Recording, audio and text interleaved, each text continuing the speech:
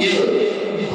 একজনকে ভয় করতে হবে, তার নাম হলো আল্লাহ। আমানুত্তাকুল্লাহ ওয়াবতাগু ইলাইহিল ওয়াসিলা। আর আল্লাহকে পাওয়ার জন্য তোমরা ওসিলা তালাশ করো। বলো সুবহানাল্লাহ। কি তালাশ করো? আমি আল্লাহকে পাওয়ার জন্য ওসিলা তালাশ করি।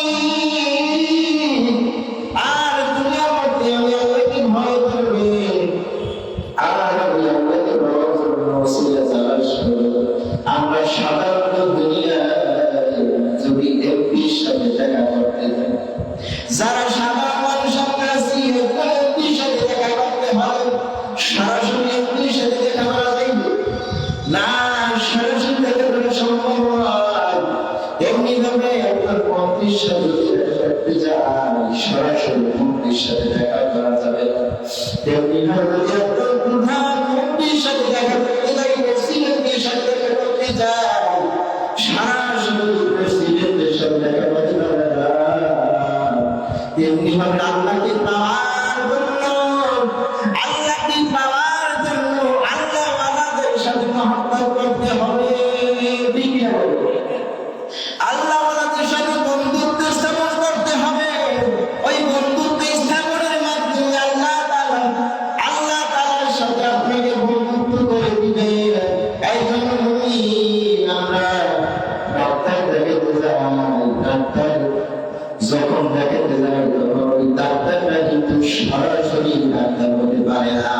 মানে তার ওস্তাদ আছে না, তার ওস্তাদ আছে, তার শিক্ষক আছে।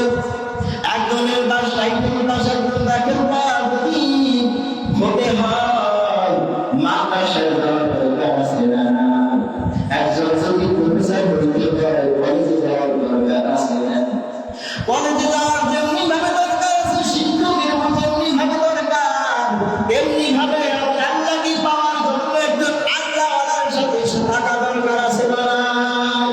তাই জন্য মুসলমান আমাদের সোনার বাংলাদেশের এই বাংলাদেশের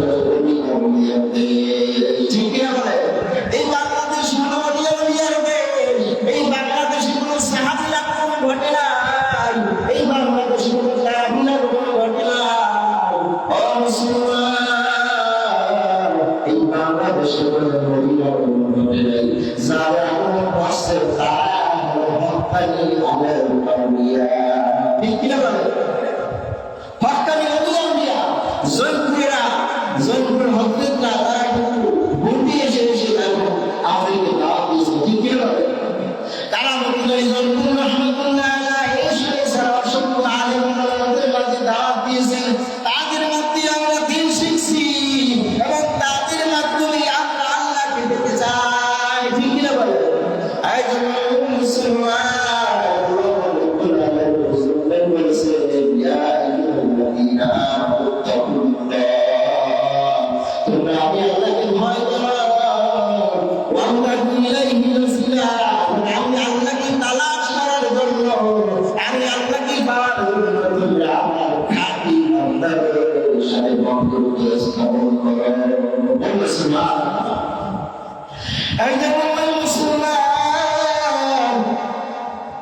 আমরা এমন একটা সমাজে আসছি, আমরা এমন এক সময় এসে উপনীত হয়েছি, এই সমাজে অনেক মানুষ ভাইরাল বক্তা, অনেক ভাইরাল বক্তা, তারা কিন্তু বলে নবী সাহায্য করতে পারবে না। বলে না, নাউযুবিল্লাহ। নবী যদি সাহায্য করতে না পারে তাহলে কি সাহায্য করবে? এটা মানা যায় না। এই জন্য নবী পাক সাল্লাল্লাহু আলাইহি ওয়াসাল্লাম শাফাআত করবেন এবং শাফাআত করবেন। চার শাফাআত হলো চার প্রকার। নবীর ব্যাপারে শাফাআত চার প্রকার। চারটার মাধ্যমে আমরা নবীর কাছে শাফাআত করতে পারবো। শাফাআত চাওয়ার মাধ্যম হলো চারটা। কয়টা? নবী পাক সাল্লাল্লাহু আলাইহি ওয়াসাল্লাম, নবী পাক সাল্লাল্লাহু আলাইহি ওয়াসাল্লাম দুনিয়াতে যখন আসে না, দুনিয়াতে যখন তার আগমন ঘটে না, তখন আল্লাহ উসিয়া বিল্লাহ দোয়া করেছে। বলো সুবহানাল্লাহ।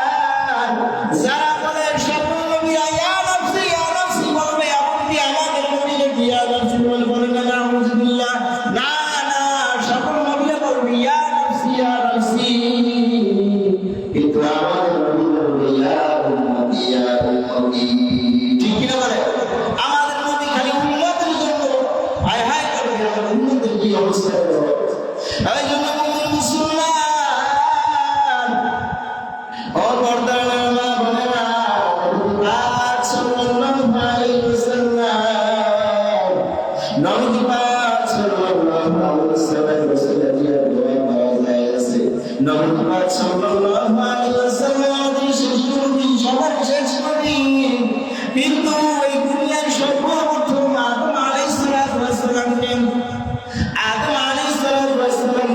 যখন সৃষ্টি করা হয়েছে জান্নাতে দিয়ে দেওয়া হয়, রূহ দেওয়া হয়।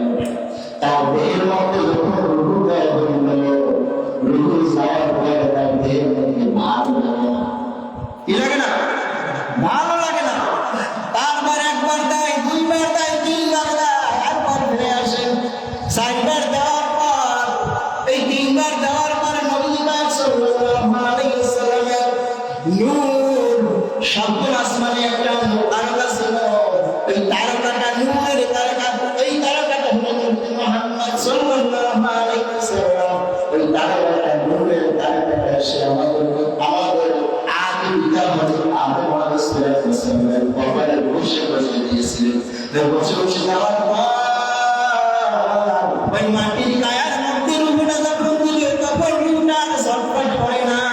বলো সুবহানাল্লাহ। তখন কিন্তু রূহটার ভালো লাগে।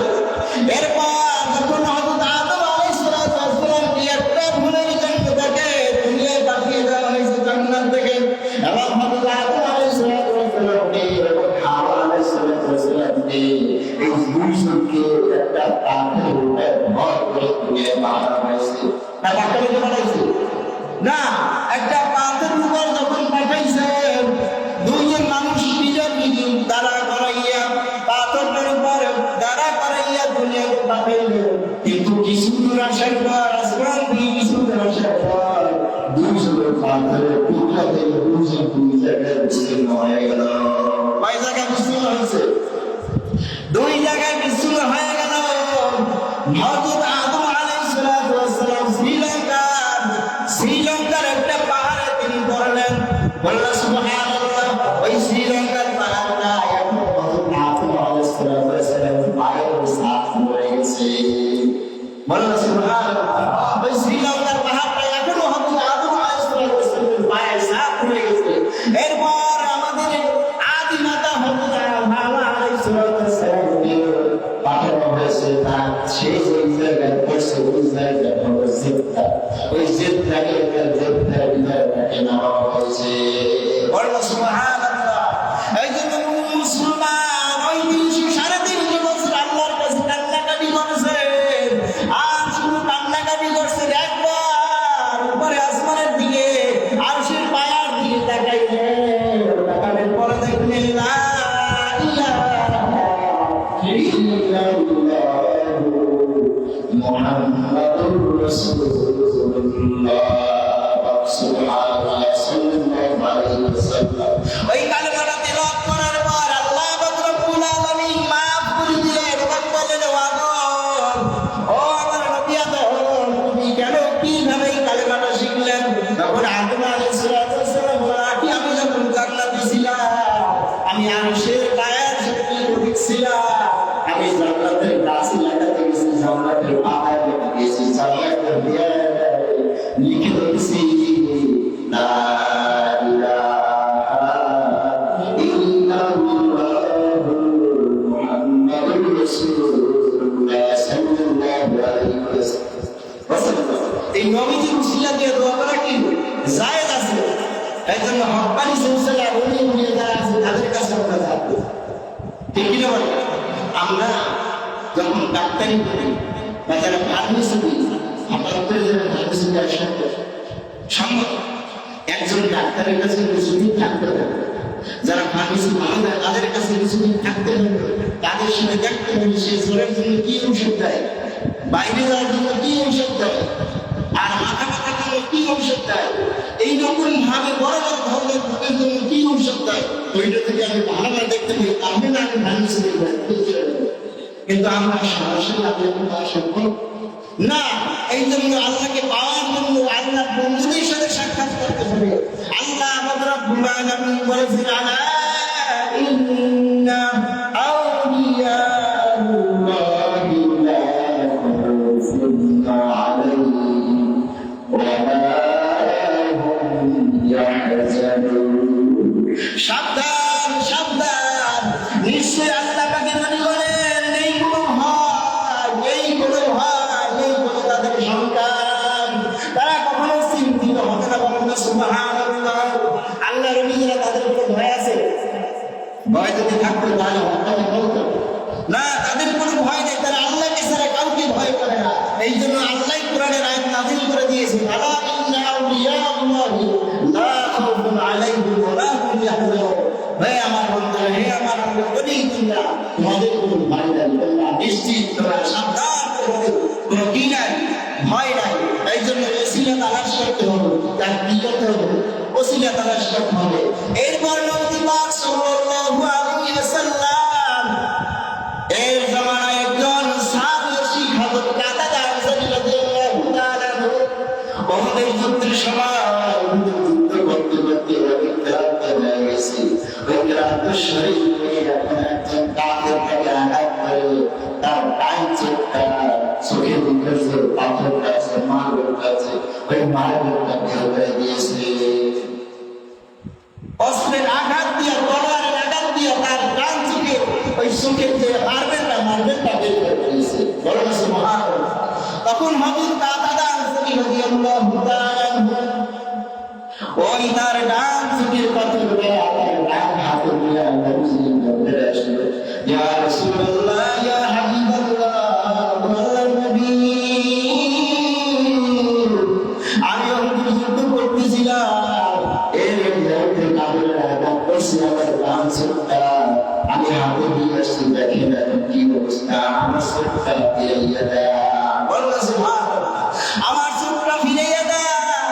তখন নবী পাক সাল্লাল্লাহু আলাইহি ওয়াসাল্লাম বললেন, ও সাহাবী, ও কাতাদা আনসারী, তুমি কি জান্নাত চাও, তুমি সুখ চাও? বললো সুবহানাল্লাহ।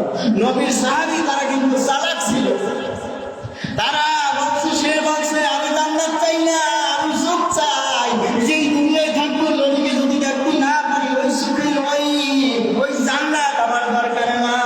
বললো সুবহানাল্লাহ, আমরা তো জান্নাত চাই। এই জন্য ওই সাহাবী বলছে, আমি সুখ চাই না, আমি জান্নাত চাই না, আমি সুখ চাই। তখন বললো, হ্যাঁ তুমি সুখ চাই, তখন নবী সাল্লাল্লাহু আলাইহি ওয়াসাল্লাম তার হাতের চোখটা তার হাতে নিয়ে ফু দিলেন। ফু দেওয়ার পরে সাথে সাথে চোখটা লাগানোর পর হযরত কাতাদা আনসারী রাদিয়াল্লাহু তাআলা বললেন, ইয়া রাসূলুল্লাহ, ইয়া হাবিবাল্লাহ, ও আল্লাহর নবী, আমি আল্লাহর কসম করে বলতে পারি, আমার বাম চোখের চাইতে ডান চোখের পাওয়ার বৃদ্ধি করে দিয়েছে। বলেন না সুবহানাল্লাহ। বাম চোখের সে ডান চোখের পাওয়ার কি হয়েছে? বৃদ্ধি হয়েছে। এই জন্য সকল দেখতে লাগবে আল্লাহ দেখবেন